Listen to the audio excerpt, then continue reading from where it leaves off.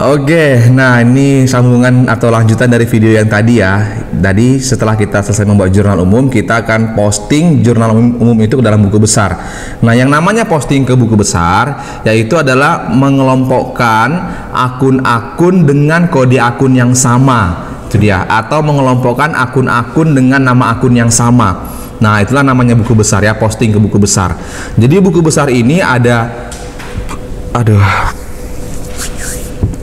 Jadi buku besar ini ada 4 jenis. Ada buku besar bentuk T, ya kan? Kemudian buku besar 2 kolom, 3 kolom, dan 4 kolom. Tetapi dalam video ini saya akan mengajarkan bagaimana memposting jurnal umum ke dalam buku besar 4 kolom. Ingat ya, buku besar itu adalah kumpulan dari akun-akun yang memiliki kode akun yang sama, yang bersumber dari jurnal umum.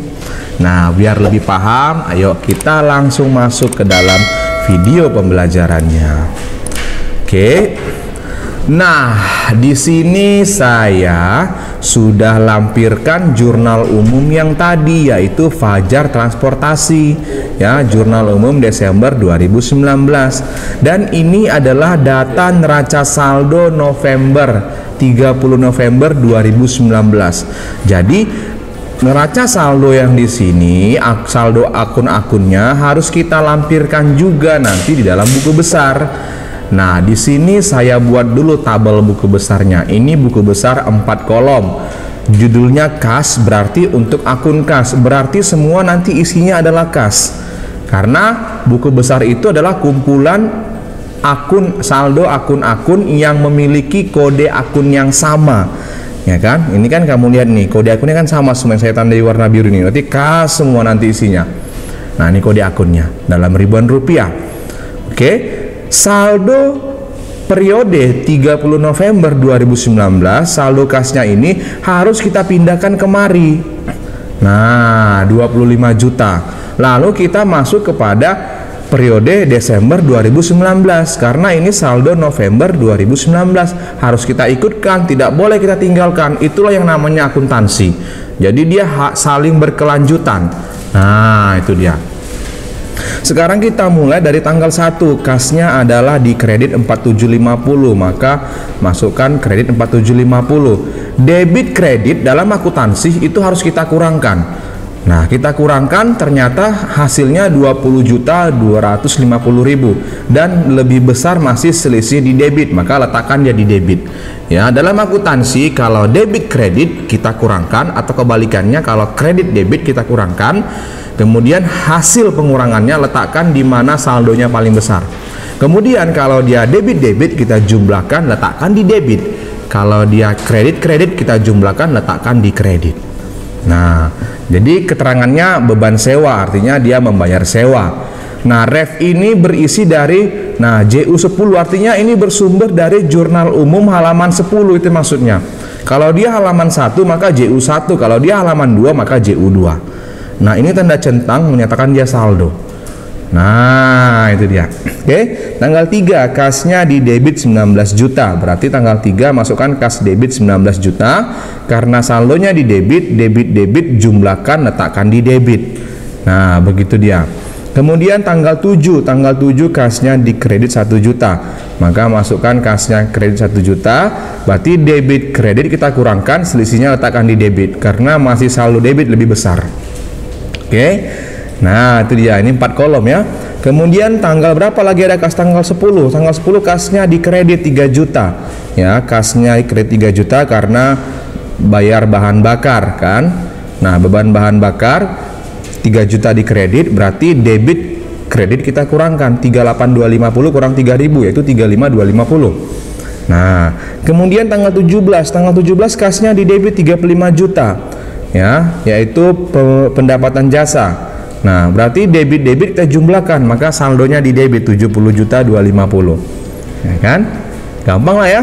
Kemudian tanggal 20 kas 1,5 juta di kredit, tanggal 20 kas 1,5 juta, berarti debit kredit kurangkan, letakkan dia di debit. Nah, lanjut lagi yang ada kas tanggal berapa lagi? Tanggal 22 kasnya 1 juta di kredit. Berarti masukkan tanggal 22 kas 1 juta di kredit, berarti 68750 kurang 1000. Nah, saldonya di debit karena debit masih lebih besar. Saldonya 67.750. Kemudian tanggal 25 kasnya di kredit 6.550. Tanggal 25 6.550 berarti debit kredit kurangkan. Ini saldonya 61.200. Nah, gampang kan? Kemudian kita lanjut tanggal 28 kasnya di debit 30 juta. Kas debit 30 juta berarti jumlahkan 61.200 tambah 30 juta. Debit letakkan di debit 91.200. Nah, itu dia. Tanggal berapa lagi ada kas? Tanggal 29 kasnya 40 juta di kredit, yaitu atas pembelian kendaraan.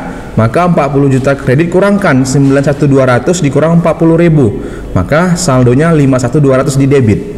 Nah, gampang kan? Kemudian tanggal 30 kasnya itu di kredit 1 juta. Berarti 1 juta di kredit karena pengambilan pribadi atau prive. Berarti kan 51.200 dikurang 1 juta atau 1.000, yaitu 50.200 dalam ribuan rupiah ya. Harus ada keterangan ini, kalau nggak ada salah nanti. Oke, yang terakhir kas itu muncul di tanggal 31, yaitu di kredit 13 juta atas beban gaji dan komisi.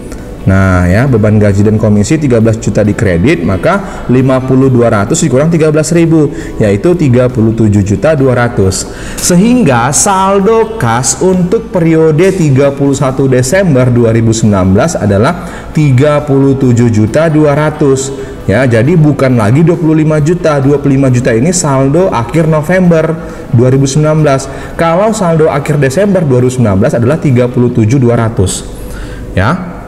Berarti saldo kasnya adalah 37.200.000 rupiah untuk periode 31 Desember 2019. Nah, itu dia. Oke. Kita lanjutkan lagi ya. Setelah kas kita akan buat piutang usaha ya. Oke, kita lanjutkan. Nah, yang selanjutnya kita akan buat buku besar piutang usaha. Ingat kata kuncinya, buku besar itu adalah kumpulan akun-akun dengan kode akun yang sama yang bersumber dari jurnal umum. Nah, kita buat dulu tabelnya. Nah, piutang usaha. Saldonya ada, saldo November 30 November 42.516.000 rupiah. Ya, maka buat saldonya di sini dalam ribuan rupiah. Kemudian kita masuk ke jurnal umum periode Desember. Nah, piutang itu muncul tanggal 3, yaitu 19 juta di kredit. Berarti atas penerimaan piutang ya, piutangnya berkurang. Maka terima piutang tanggal 3 di kredit, debit kredit kurangkan. Maka saldonya 23.516. Nah, kemudian tanggal 12 piutangnya di debit 15.000 karena ada pendapatan jasa. Nah, di debit dijumlahkan 23.516 tambah 15.000, yaitu 38.516 di debit karena debit jumlahkan. Kemudian tanggal berapa lagi? Yang terakhir tanggal 28 piutangnya di kredit 30 juta.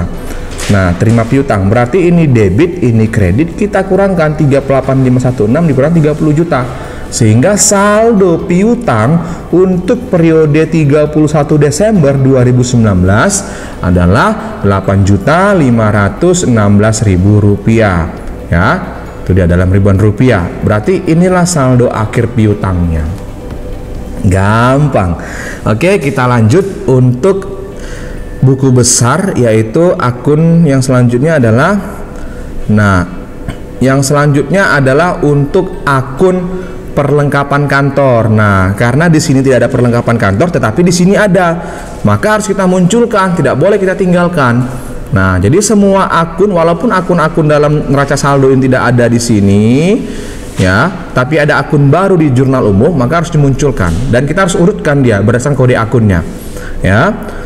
103 perlengkapan kantor, maka kita buat untuk perlengkapan kantor. Saldonya di sini tidak ada perlengkapan kantor. Dia baru muncul adalah di periode Desember 2019. Sehingga langsung masukkan tanggal 2, yaitu perlengkapan kantor di debit 2.500.000, maka saldonya di debit 2.500.000. Nah, itu dia. Gampang kan? Oke, kita lanjutkan. Yang selanjutnya adalah untuk asuransi dibayar di muka. Nah, asuransi dibayar di muka ada saldo periode sebelumnya, periode November, yaitu 6.300.000. Maka kita masukkan saja 6.300.000. Tetapi di sini tidak ada asuransi dibayar di muka. Lihat, tidak ada kan? Nah, berarti yang kita isi hanya saldo yang di akhir November 2019 kita bawa lagi ke Desember 2019. Nah, jadi harus dibawa dia, jangan ditinggalkan, kasihan ya. Oke. Nah, maksudnya supaya datanya benar gitu. Nah, kita lanjutkan lagi. Yang selanjutnya yaitu untuk peralatan kantor. Nah, peralatan kantor kode akunnya 121. Di periode November 2019 saldo akhirnya 27 juta.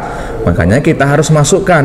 Nah, ya, tanggal 1 Desember 2019 ya, 27 juta. Ini bersumber dari periode sebelumnya yaitu 30 November 2019. Nah, di bulan Desember 2019 dalam jurnal umum ternyata ada terjadi transaksi untuk peralatan kantor, yaitu tanggal 7 peralatan kantornya di debit 6 juta. Artinya terjadi pembelian peralatan kantor. Tanggal 7 beli alat kantor ya. Di situ adalah di debit 6 juta. Di sini saya buat 6 juta di kredit. Ini salah, saya ganti dulu. Paniknya, paniklah, masa enggak? Oke, nah saya sudah ganti. Nah, ini peralatan kantornya sudah berada di debit ya. Nah, maklum ya, ini video ini PowerPoint ini dibuat ketika saya lagi karantina karena positif COVID. Oke, jadi agak-agak lupa-lupa gitu. Bukan lupa sih, typo. Nah, jadi sudah benar ya. Di sini peralatan kantornya di debit 6 juta, ya kan? Berarti 27 juta di debit. Kemudian tanggal 7 peralatan kantornya di debit 6 juta. Berarti kita jumlahkan 27 tambah 6 yaitu 33. Sehingga saldo peralatan kantor per 31 Desember 2019 adalah 33 juta rupiah. Nah, gampang kan? Oke, kita lanjut untuk akumulasi penyusutan peralatan kantor. Oke. Nah, yang berikutnya adalah untuk akumulasi penyusutan peralatan kantor. Nah, di sini ada saldonya yaitu pada 30 November 2019. Maka kita masukkan dulu kemari lagi saldonya di kredit 4.300.000. Dan ternyata dalam jurnal umum untuk Desember 2019 tidak ada akumulasi penyusutan peralatan kantor. Makanya hanya yang kita masukkan adalah saldo periode November, kita bawa lagi ke periode Desember. Nah, itu dia. Oke, kita lanjut ya. Oke. Nah, yang berikutnya itu adalah untuk kendaraan ya. Nah, kendaraan kode akunnya 123. Oke. Nah, kendaraan ini ada saldonya di akhir November yaitu 130 juta di debit, maka kita masukkan kemari saldo tanggal 1 kan gitu. Oke. Kemudian kita lihat dalam jurnal umum ada nggak kendaraan? Oh, ada tanggal 29. Nah, berarti kita masukkan tanggal 29 dibeli kendaraan 100 juta harganya di debit. Nah, ini pun salah, paniknya, paniklah masa enggak? Kita ganti dulu ya. Maaf ya. Nah, sudah saya perbaiki ya. Harusnya memang kendaraannya di debit 100 juta kan gitu. Maka debit-debit kita tambahkan jadi 230 juta. Ya, tidak boleh ada kesalahannya dalam video ini ya. Nah, kalau ada kesalahan langsung kita perbaiki, oke? Nah, jadi karena saya mungkin copy paste lupa memindahkan ya, padahal yang saya jumlahkan benar gitu. Oke, nah kita lanjutkan ya. Kita lanjutkan untuk akumulasi penyusutan kendaraan. Oke. Nah, kita buat tabelnya. Nah, untuk akumulasi penyusutan kendaraan ada saldo di periode November 2019. Maka saldonya ini kita pindahkan kemari. Ya, tanggal 1 saldo ya 24 juta. Nah, dalam jurnal umum untuk periode Desember 2019 tidak ada transaksi untuk akumulasi penyusutan kendaraan, maka tidak ada juga buku besarnya. Jadi yang ada hanya saldo periode November, kita bawa lagi ke periode Desember 2019 ya, agar datanya tidak Tidak salah. Itu dia ya. Oke, kita lanjutkan. Nah, yang berikutnya itu adalah untuk transaksi utang usaha. Nah, utang usaha ada saldonya yaitu 2.400.000 di kredit, maka kita tinggal masukkan utang usaha di kredit 2.400.000. Nah, kemudian di dalam Jurnal Umum Desember 2019 ternyata ada beberapa transaksi yang memunculkan utang usaha, yaitu dimulai dari tanggal 2 di mana beli perlengkapan kantor secara kredit, maka utangnya dikredit. Berarti utangnya itu adalah 2.500.000 dikredit ya. Kemudian nah, ini bukan bayar utang ya, ini salah. Oke, kita ganti dulu karena ini salah, bukan bayar utang keterangannya, harusnya pembelian perlengkapan kantor. Oke. Nah, utang usaha itu saldonya di kredit 2.400.000 untuk periode November 2019. Ya kan? Ini dia. Kemudian dalam Jurnal Umum untuk Desember 2019 ada beberapa transaksi yang menunjukkan munculnya utang, yaitu dimulai dari tanggal 2 di mana terjadi pembelian perlengkapan kantor secara kredit sehingga utangnya muncul di kredit 2.500.000. Kredit jumlahkan, letakkan saldonya di kredit. Nah, kemudian di tanggal 7 utang usaha yaitu 5 juta di kredit atas pembelian peralatan kantor, sehingga tanggal 7 utang alat kantor di kredit 5 juta, kredit jumlahkan, letakkan di kredit saldonya 9.900.000. Ya kan? Gampang. Kemudian tanggal 20 utang usahanya di debit, berarti ada pembayaran utang di sini. Nah, tanggal 20 dibayar utang sehingga utangnya berkurang di kredit 1.500.000. Nah, kredit debit kita kurangkan, kemudian saldonya letakkan di kredit karena jumlah kredit masih lebih besar. Nah, yaitu saldonya 8.400.000 dalam ribuan rupiah ya. Nah, kemudian yang terakhir tanggal 29 itu terjadi juga utang yaitu atas pembelian kendaraan sebesar 60 juta tanggal 29. Nah, kredit kita jumlahkan sehingga saldo utang usaha untuk periode 31 Desember 2019 adalah 68.400.000 rupiah. Nah, itu dia. Oke. Aduh, oke, kita lanjutkan. Yang selanjutnya adalah untuk akun apa ya? Kasih tau nggak ya? Oh ya, yang selanjutnya adalah untuk akun modal Tuan Fajar. Berarti kita sediakan dulu tabel buku besar 4 kolomnya.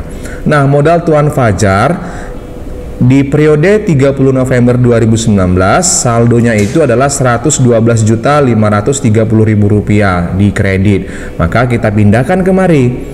Nah, kemudian selama Desember 2019 tidak ada transaksi yang berhubungan dengan modal Tuan Fajar, sehingga tidak perlu kita buat buku besarnya karena nggak ada datanya.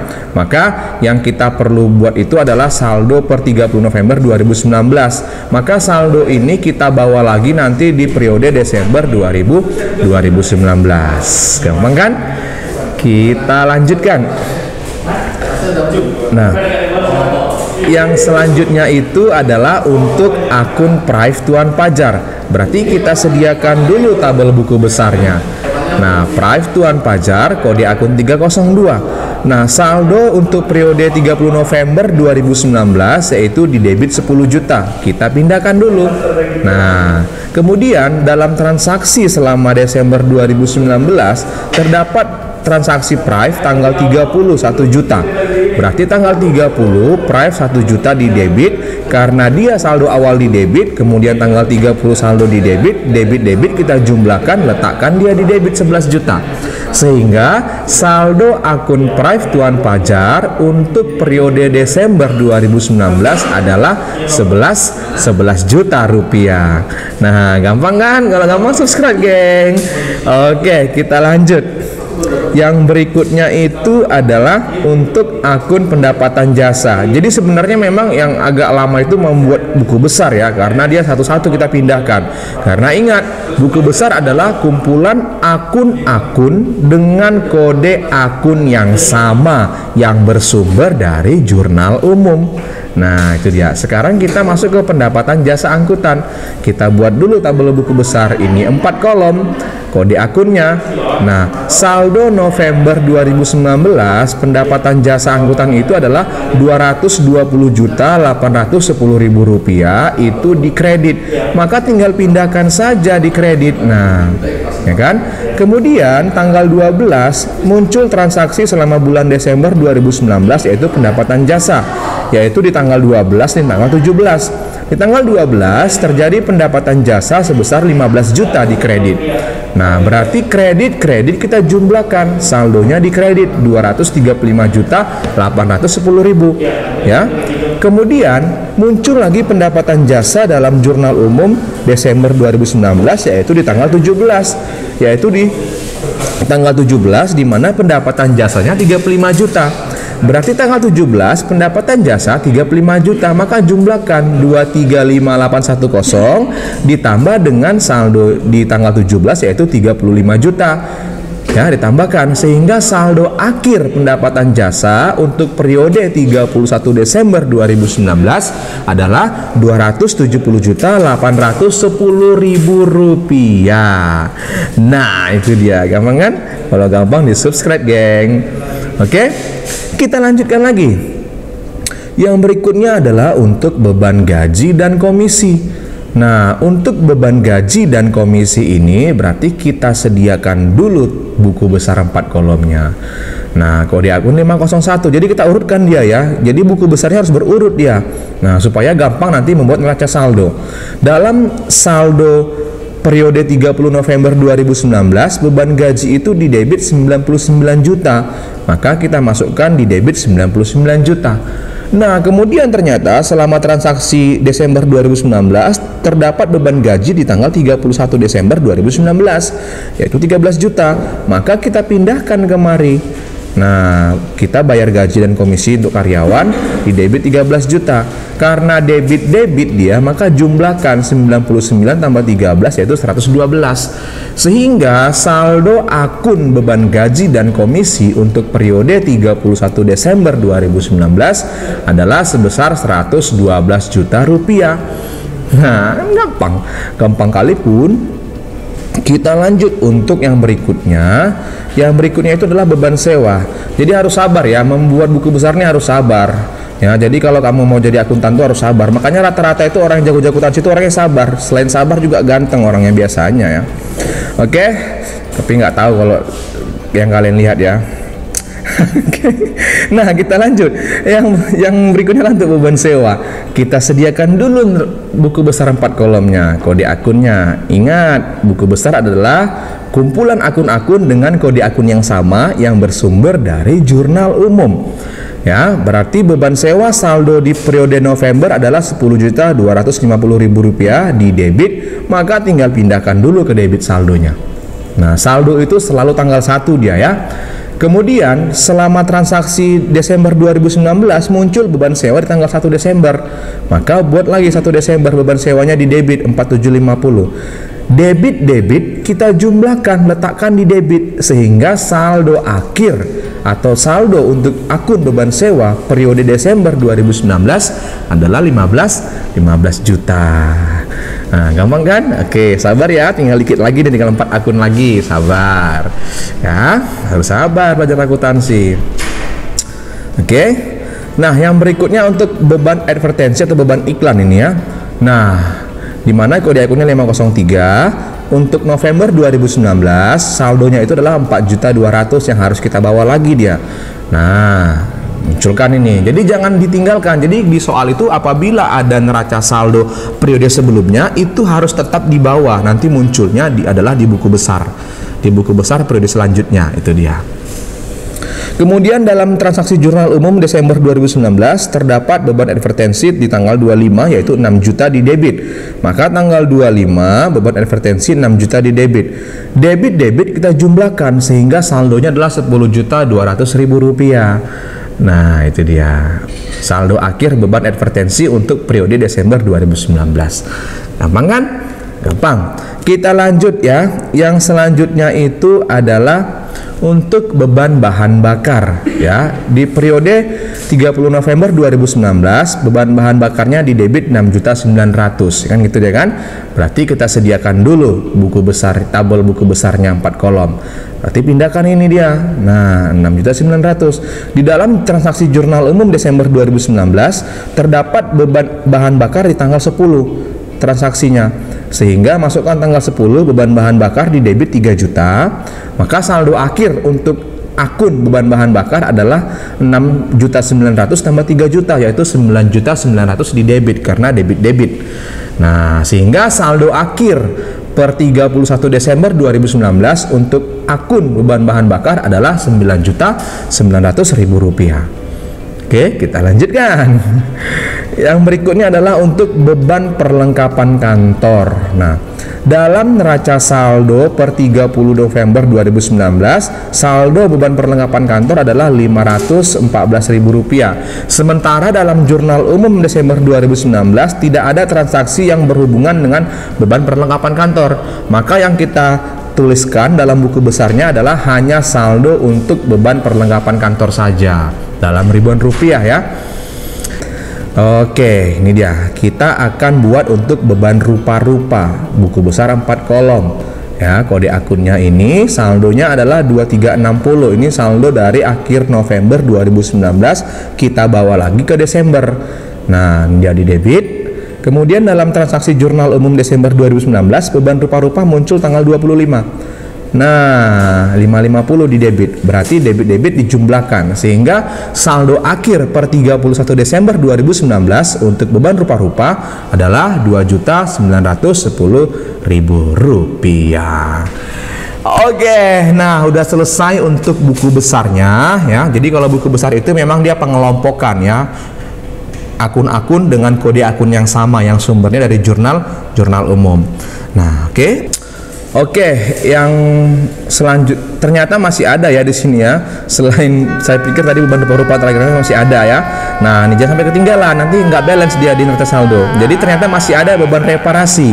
Nah, beban reparasi ternyata tidak ada di dalam saldo akun buku besar atau saldo neraca saldo di periode November 2019, tetapi dia ternyata ada transaksi baru atau akun baru di dalam jurnal umum periode Desember 2019, dan itu harus kita buat juga buku besarnya. Aduh, hampir ketinggalan ya. Nah, yaitu tanggal 22 beban reparasi di debit 1 juta, maka pindahkan saldonya debit 1 juta. Nah, itu dia. Oke, baru selesai habis. Nah, jadi setelah selesai semua buku besarnya, ya kita akan masuk ke dalam neraca saldo nanti, ya. Jadi buku besar itu adalah kumpulan dari kode akun, kumpulan dari akun-akun yang memiliki kode akun yang sama yang bersumber dari jurnal umum. Nah, untuk membuktikan nanti buku besar yang kita buat itu benar, itu akan dibuktikan di neraca saldo. Apabila nanti saldo dari neraca saldo kita, saldo debit dengan saldo kredit menunjukkan jumlah yang sama, berarti buku besar yang kita buat tadi itu sudah benar. Nah, Nah, jadi untuk video kali ini cukup sampai di sini untuk buku besar. Kita akan lanjut ke neraca saldo. Terima kasih dan kita akan lanjut ke dalam neraca saldo. Bye bye.